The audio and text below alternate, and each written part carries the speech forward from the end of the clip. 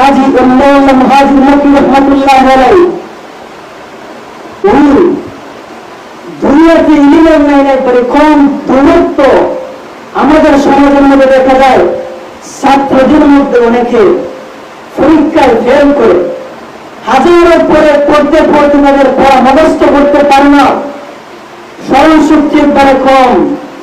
ঠিক তেমনিভাবে আল্লাহর ওলি হাজী আল্লাহ হাজী মক্কি রাহমাতুল্লাহ আলাইহি উনিও দুনিয়ার মধ্যে ইলমের দূরত্ব কম ছিল।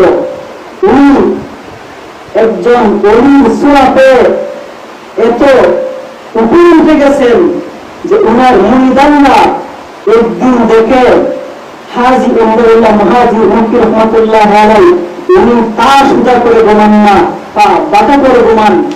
মুরিদরা প্রশ্ন করল, সাহেব আপনারা কেন পা সোজা করে ঘুমান না? মুরিদ একজন উনাকে কানে কানে এসে বললেন, তুমি আমাকে জটিল প্রশ্ন করে ফেলেছ, এখন আমি কি জবাব দিব? তবে কারো কাছে বলবো না। আমি যখন ঘুমাইতে যাই তখন আমি ডানে তাকাই, বামে তাকাই, সামনে তাকাই, পিছনে তাকাই, পায়ের দিকে তাকাই, দেখি আমি আল্লাহ তাআলার কুদরতি নূর দেখা যায়।